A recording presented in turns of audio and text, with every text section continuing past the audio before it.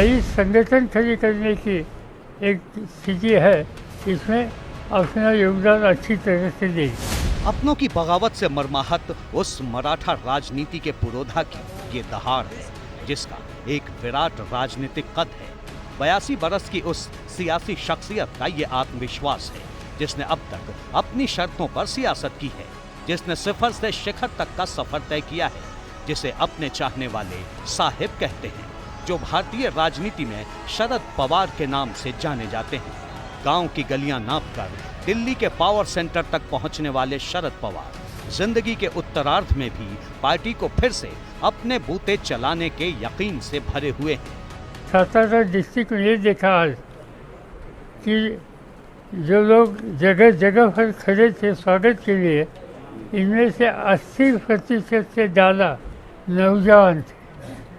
ये नौजवान, मुझे पूरा विश्वास है, महाराष्ट्र के हितों की रक्षा करने के लिए चाहे वो कुर्बानी देंगे, सेक्युलर विचारधारा के लिए चाहे वो कीमत देंगे, और एक नई संगठन खड़ी करने की एक स्थिति है, इसमें अपना योगदान अच्छी तरह से देंगे।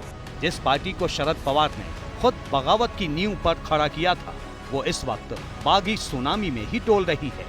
6 दशकों के सियासी तजुर्बे वाले शरद फिर से नए सिरे से अपनी पार्टी को गढ़ने के लिए तैयार हैं। एनसीपी में बगावत के बाद अब एनसीपी सुप्रीमो शरद पवार पूरे राज्य का दौरा करेंगे। शरद पवार के दौरे की शुरुआत शिवनेरी से होगी। पहली सभा दिलीप वालसे पाटिल के मतदार संघ में करेंगे। शरद पवार की दूसरी सभा धनंजय मुंडे के परली विधानसभा क्षेत्र में होगी।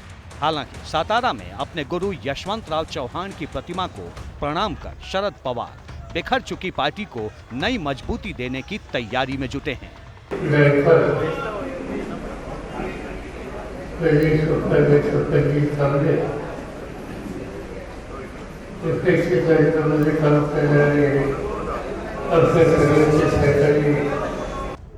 शरद पवार सक्रिय हो चुके हैं, उनकी सक्रियता का असर भी दिख रहा है।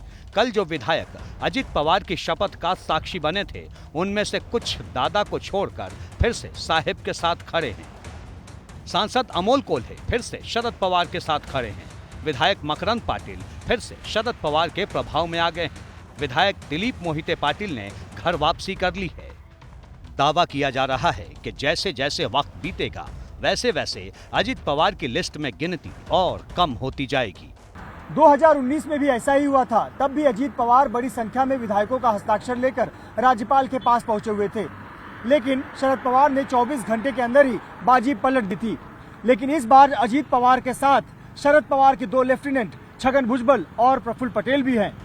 अजित के लेफ्ट राइट जिस तरह छगन भुजबल और प्रफुल्ल पटेल हैं, उससे कई सवाल उठ रहे हैं। उन सवाल और उसके जवाब की बात करेंगे, लेकिन उससे पहले जान लीजिए कि शरद पवार कई मोर्चों पर एक्टिव हो चुके हैं। एक तरफ विधायकों की वापसी करवाई जा रही है, दूसरी तरफ अजीत के शपथ समारोह में शामिल विधायक और सांसदों पर कार्रवाई की जा रही है। इन सब के बीच कानूनी कार्रवाई की तैयारी भी चल रही है।